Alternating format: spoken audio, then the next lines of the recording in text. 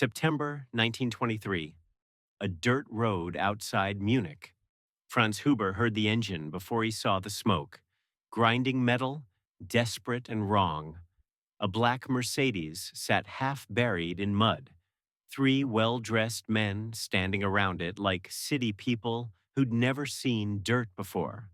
One passenger stood apart, thin mustache, eyes that burned even from a distance. Need help? Franz called out, already walking over with his leather tool pouch. The men barely looked at him. 20 minutes later, using wrenches his father had left him, Franz had the car moving. The intense passenger muttered thanks, eyes already elsewhere. And the Mercedes roared away without payment. City idiots, Franz told his wife that night. The next morning, a military truck pulled up to his farmhouse. 6 German soldiers stepped out. The lead officer knocked. "Are you Franz Huber?" His wife's face went white. Franz stepped forward, confused. "Yes, what's this about?" The officer's expression was unreadable. "You will come with us." Franz Huber was 42 years old in September 1923, a Bavarian farmer who'd never traveled more than 50 kilometers from the village where he was born. He woke at dawn, worked his fields until dusk, and asked nothing from the world except to be left alone. Post-war Germany was chaos. Hyperinflation made money worthless. Political extremists filled beer halls with speeches. Cities burned with riots. But Franz's corner of Bavaria remained quiet.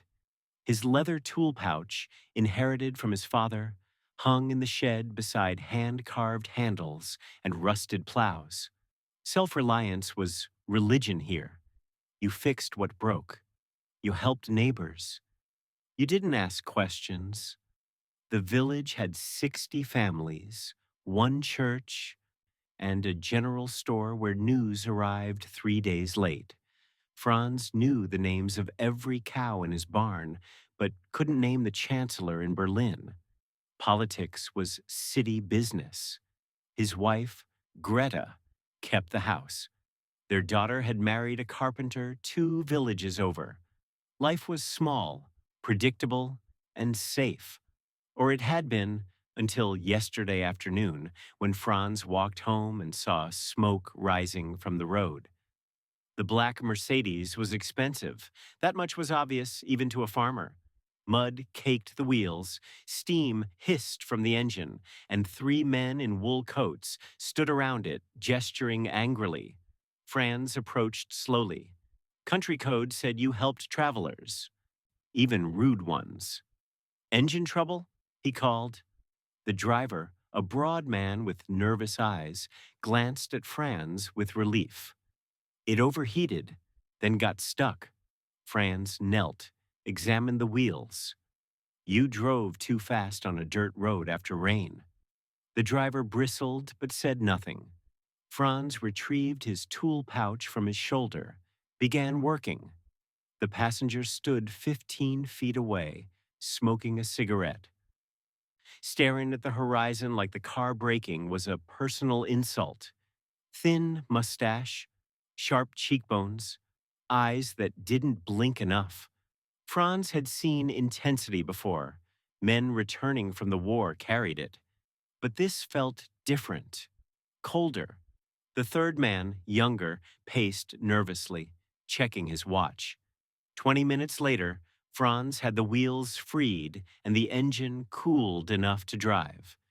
"You can make it to Munich if you go slow," Franz said, standing, wiping his hands. The driver pulled out a wallet, but the intense passenger waved him off. "We're late," he snapped. The Mercedes started, pulled away without payment or thanks. Franz watched it disappear, feeling something settle in his stomach. Something wrong. That night, over dinner, he mentioned it to Greta. "City people," she said dismissively. "They think farmers are servants." Franz nodded, but couldn't shake the passenger's eyes.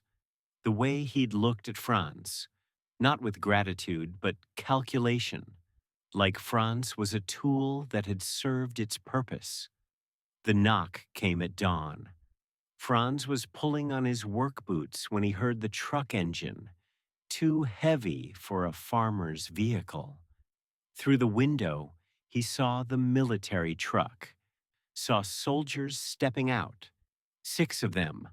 Greta gasped. In villages like theirs, soldiers meant trouble, draft notices, arrests, requisitions. Franz opened the door before they could knock again. "Are you Franz Huber?" the lead officer asked. He was young, maybe 30, with a Prussian accent. "Yes." Franz tried to keep his voice steady. "What's this about?" The officer glanced at a notepad. "You assisted 3 men with a broken car yesterday afternoon, approximately 4 o'clock, on the Munich road." Franz's confusion deepened. "I helped fix a car? That's a crime? You will come with us for questioning in Munich." "Questioning about what?" Greta appeared beside Franz, gripping his arm. "He fixed a car. My husband helps everyone." "Ma'am, your husband isn't under arrest." The officer's tone softened slightly. "We need to verify information." Franz felt the village watching. Through windows, between houses, neighbors were staring. In a place this small, gossip traveled faster than truth. "Can I at least know why?" The officer hesitated. Then, "The passenger in that car was Adolf Hitler. We need to establish his movements before yesterday evening." The name meant little to Franz. He'd heard it, some political agitator in Munich, but city politics were foreign territory. "I just fixed a car." "That's what we need you to confirm." The officer gestured toward the truck. "Please, Herr Huber." Franz grabbed his coat, saw his tool pouch still on the kitchen table. Greta's eyes were wet. "I'll be back tonight," Franz promised. He had no idea if that was true. The interrogation room in Munich was smaller than Franz's shed, with 1 table, 2 chairs, and a single window too high to see through. 2 officers questioned him for 3 hours. They were polite, methodical, relentless. "Describe the passenger again." "Thin, mustache, intense eyes." "Did he speak to you?" "Only to say they were late." "Late for what?" "He didn't say." "Did he mention names? Places?" "No." They showed him a photograph. Black and white, formal, a man in a suit staring at the camera with those same burning eyes. "Is this the passenger?" Franz studied it. "Yes, that's him." The older officer, a captain with gray at his temples, leaned back. "Herr Huber, do you know who Adolf Hitler is?" "Some politician." "I've heard the name." "He's the leader of the National Socialist German Workers' Party. He gives speeches about overthrowing the government. Yesterday, after you fixed his car, he attended a meeting where he finalized plans for an armed coup." Franz felt the room tilt. "I didn't know." "We know you didn't know." The captain's voice was calm. "But your assistance gave Hitler 3 additional hours. Time he used to prepare. We need to establish an exact timeline. When did you first see the car?" Franz walked them through every detail. The mud, the steam, the 20 minutes with his tools, the Mercedes leaving just before 5 o'clock. The captain wrote everything down. "You're not in trouble, Herr Huber. You're a witness, but this testimony may be needed later." "For what?" "Hitler's planning something big. When we stop him, and we will, people like you will help us prove what he did." Franz thought of his village, his farm, his quiet life. None of that felt safe anymore. They released Franz that evening with instructions not to leave Bavaria. On the train home, he sat alone, watching darkness fill the countryside. The officers had spent an hour explaining who Adolf Hitler was, a failed artist from Austria, a WWI corporal who'd won an Iron Cross, a man who gave speeches in Munich beer halls, railing against Jews, communists, the Weimar government. His Nazi party had maybe 15,000 members, but they were growing, organized, dangerous.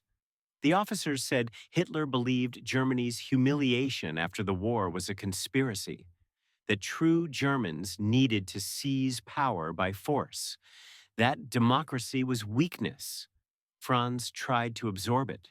He'd fixed the car of a revolutionary, given him time, made him a link in a chain leading toward what? Violence? Treason? The train rattled through the night.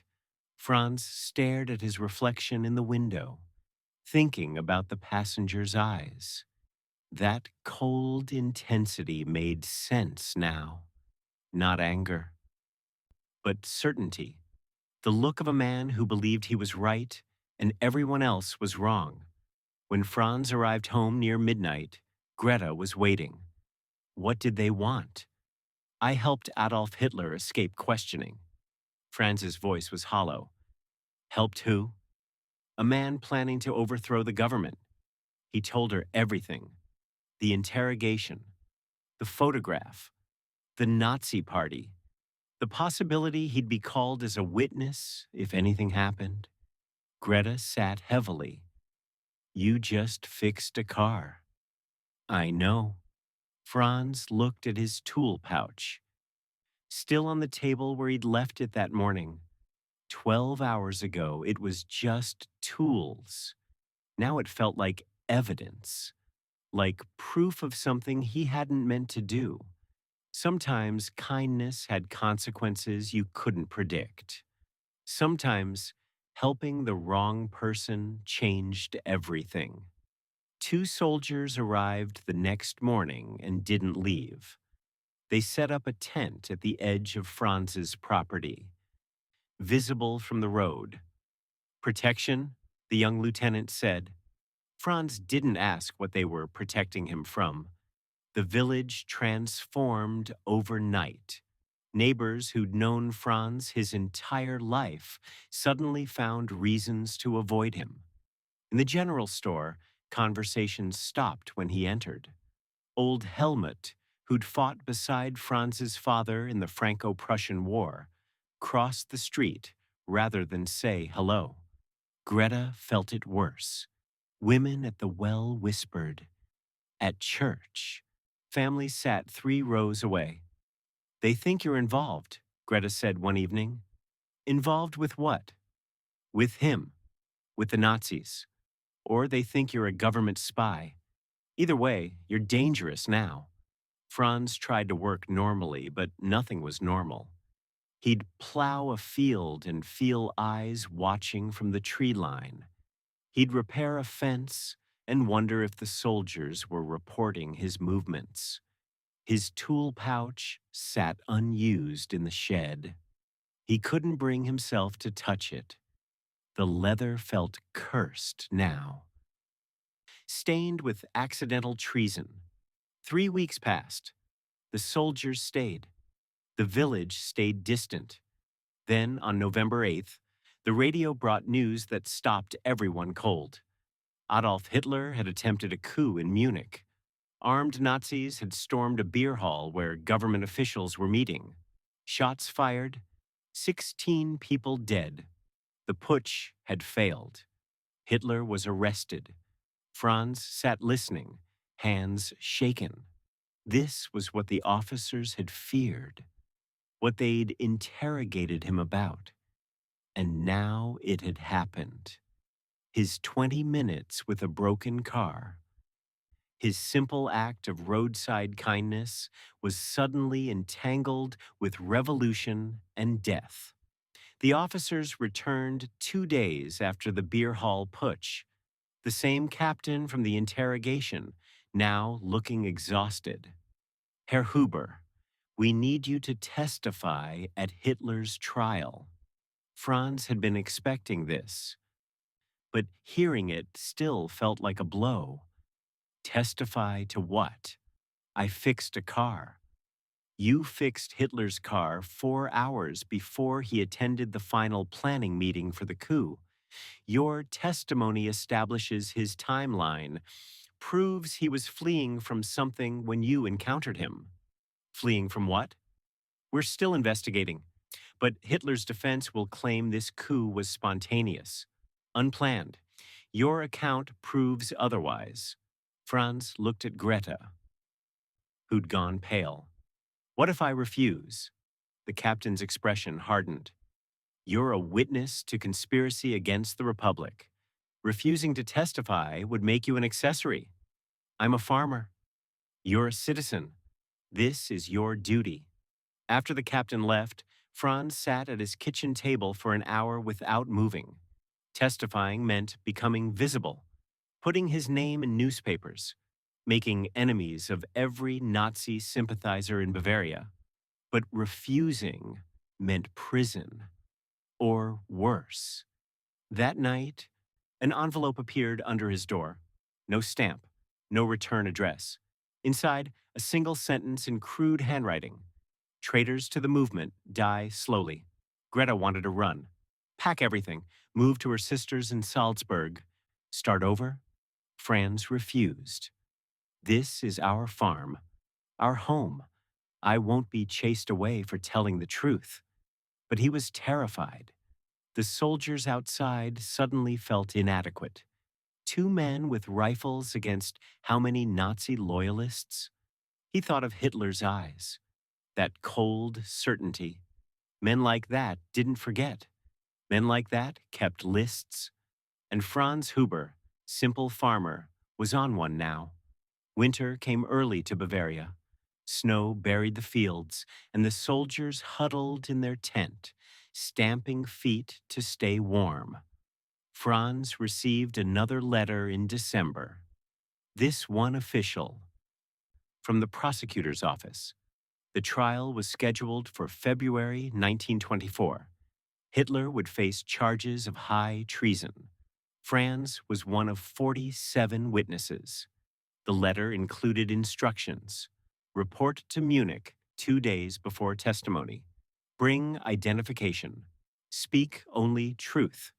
As if Franz would know how to lie to a courtroom. Christmas passed quietly. No visitors. No celebration. Greta stopped going to church. The whispers had become too much. Their daughter wrote asking what was happening. Franz didn't know how to answer. How do you explain that fixing a stranger's car turned your life into a nightmare? In January, the Nazis made their move. 3 men, faces covered, tried to enter Franz's farm near midnight. The soldiers stopped them. Shots were fired. 1 intruder wounded. The others fled. In the morning, Franz saw blood on the snow. The lieutenant said they were lucky. Next time, there might be more. More soldiers, more attackers. The lieutenant looked at Franz with something like pity. Herr Huber, you should understand something. Hitler's party isn't going away. The putsch failed. But they're still organizing, still recruiting, and they remember everyone who stands against them. I'm not standing against anyone. You will be, the moment you take that witness stand. Franz knew the lieutenant was right. This wasn't about truth or duty anymore. It was about survival.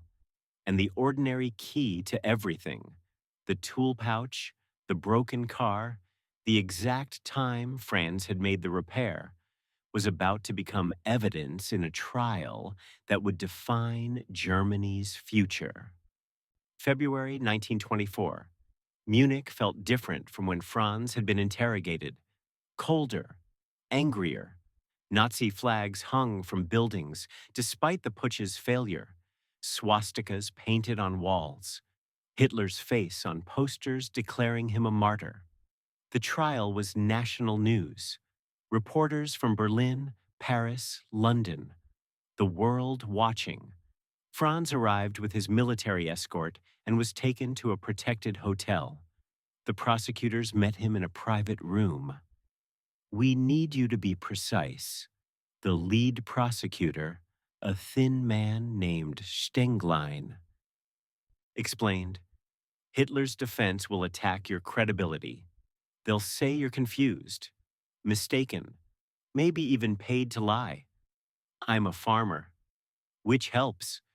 You're credible because you have nothing to gain." Stenglein showed Franz a map. "Point to where the car was stuck." Franz pointed, "And Hitler's lawyer will ask why you remember. You fix cars often?" "Never. First time I've seen a Mercedes." "Good. That's why you remember." They rehearsed for hours. "When did you first see the car?" "Approximately 4 o'clock." "How long did the repair take?" 20 minutes. "Did the passenger speak?" "Only to say they were late." "Late for what?" "He didn't say." "When did the car leave?"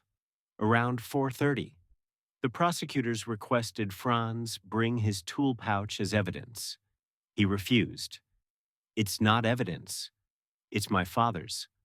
It proves you had the means to make the repair." "No." Something in Franz's voice made them drop it. The pouch stayed home, safe with Greta. On February 26th, Franz entered the Munich courtroom. 400 spectators, dozens of journalists, and there, at the defendant's table, wearing a suit and that same burning stare, sat Adolf Hitler. Their eyes met. Hitler's expression didn't change, but Franz saw recognition. The man remembered the farmer, and the farmer had come to testify against him. The courtroom was a circus. Hitler's lawyer, a sharp-faced man named Mutered, paced like a predator. Franz sat in the witness box, hands clenched in his lap. Trying to remember the prosecutor's coaching. "State your name." "Franz Huber." "Occupation?" "Farmer." "Do you recognize the defendant?" "Yes." "When did you first encounter Adolf Hitler?" "September 1923.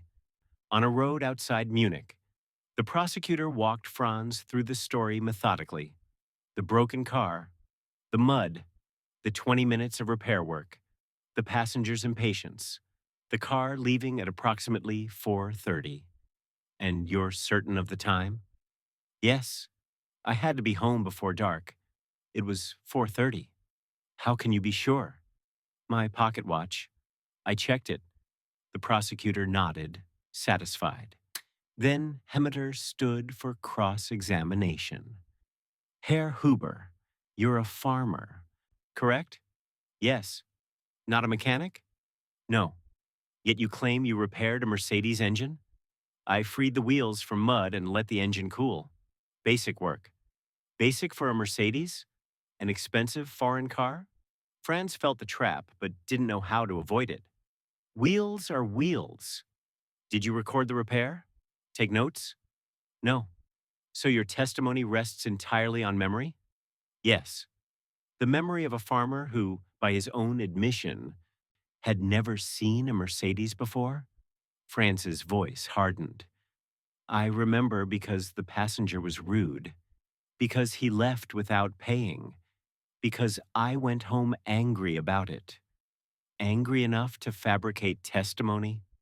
I didn't fabricate anything." "How much is the prosecution paying you?" "Nothing." "Really? A farmer travels to Munich, stays in a hotel, misses work, all for free?" "I didn't have a choice." Hemmeter smiled. "Everyone has a choice." "Herr Huber?" But Franz's specificity held. He described the tools he'd used, the exact location, the make of the car, details you couldn't invent. Hitler was convicted on April 1st, 1924. High treason, 5 years in Landsberg prison. The courtroom erupted, half cheering, half screaming betrayal. Franz watched from the gallery as Hitler was led away. The man didn't look defeated. He looked patient, like this was a temporary inconvenience. Franz returned home to find the village even more divided. Some families celebrated the conviction. Others, more than Franz expected, wore black armbands in protest. The Nazi Party was banned, but its members didn't disappear. They stayed. They organized quietly. They remembered names, especially the names of witnesses. A week after the trial, Franz received a letter. No signature, no return address. Just a list of names. 47 names. The witnesses from Hitler's trial. Franz's name was circled in red ink. "We remember," the letter said. Nothing else. Franz burned it. But he couldn't burn the truth. He'd testified. His name was in court records, in newspaper articles, in whatever lists the Nazis were keeping. The soldiers left in May. "Trial's over," the lieutenant said. "We're reassigned." "What if they come back?" Franz asked.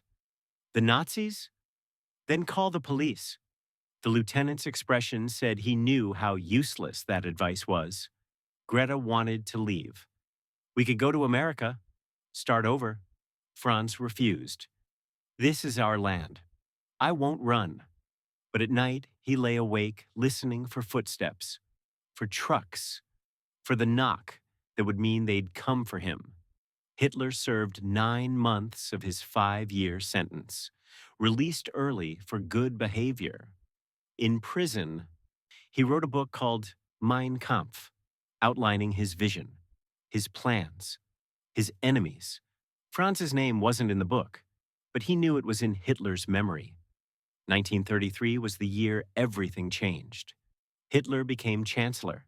The Nazi Party exploded from banned organization to government power. Franz watched it happen from his farm, horror building with each radio broadcast. The Reichstag fire, the Enabling Act, democracy dissolving. By summer, Nazi flags flew from every building. The village transformed. Neighbors who'd avoided Franz now avoided eye contact entirely. The ones who did speak did so carefully, voices low, watching who might hear. "Times have changed, Huber. Best to keep quiet about the past." Franz kept quiet, but the past didn't forget him. In November 1933, SA troops visited his farm. Brown uniforms, armbands, rifles. The officer was maybe 25, with cold blue eyes and a folder under his arm. "Franz Huber?" "Yes." The officer opened the folder. "You testified against the Führer in 1924, at the treason trial." The word Führer was new. Franz said nothing. "We're conducting a review of old enemies of the movement, making sure everyone understands the new Germany." "I understand." "Do you?" The officer stepped closer. "Because your testimony tried to imprison a great man, the man who's now leading us to glory." Franz kept his voice steady. "I answered questions. Truthfully. That's all. Truthfully." The officer smiled. "Truth is what serves Germany. You testified against Germany." The visit lasted an hour. They searched the house, checked papers, made notes. When they left, Greta was shaking. "They're going to kill us." "Not yet," Franz said. "If they wanted us dead, we'd be dead." But he knew they were marked. Old enemies. Forever watched.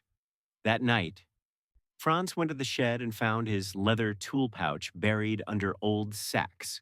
He hadn't touched it in 9 years. The leather was cracked. The tools rusted. But it was still there. Evidence of the day everything changed. 1945. Germany in ruins. Hitler dead by his own hand in a Berlin bunker.